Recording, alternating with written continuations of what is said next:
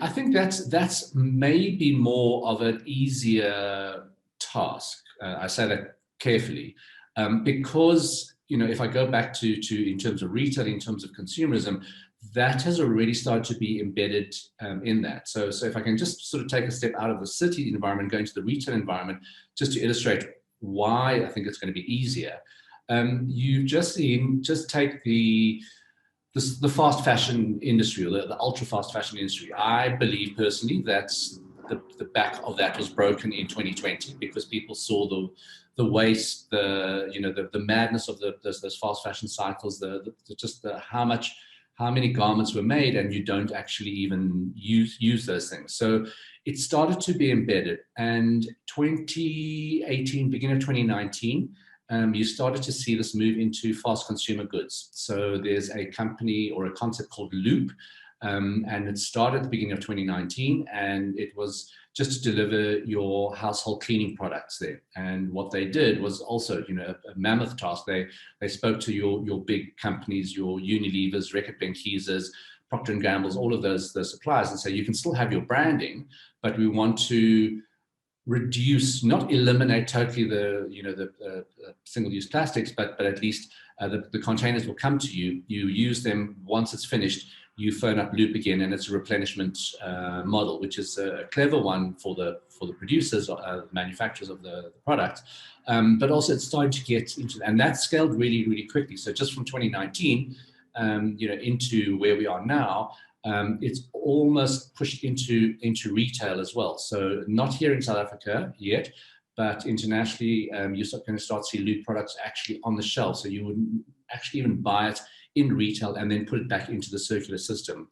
Another example is, it's a sort of a big bellwether. At Flux Trends, we use these bellwethers just to sort of say, this signals a tipping point of something.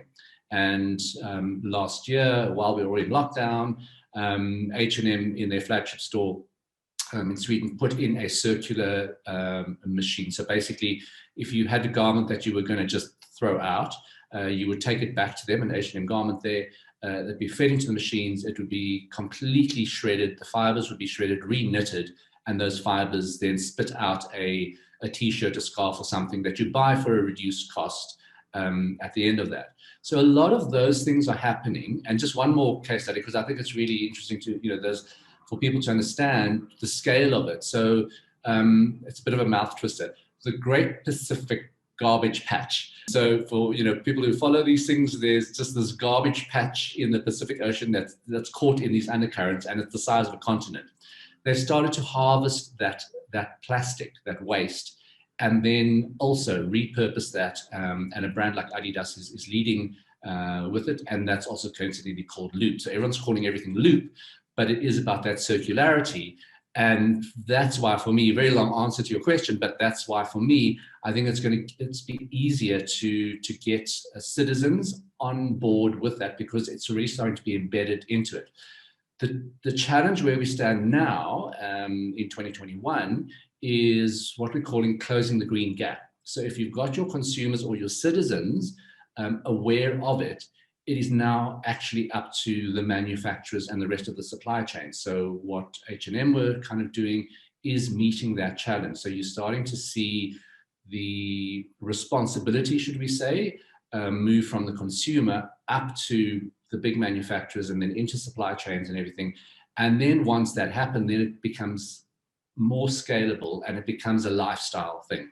But at the moment, you've got your citizens or your consumers wanting to do things, and it's not really met with the same sustainable mission that your big brands and things have. So once that happens there, and then the next step will then be scaled to municipalities, and then we'll get the city on a circular grid. Yes.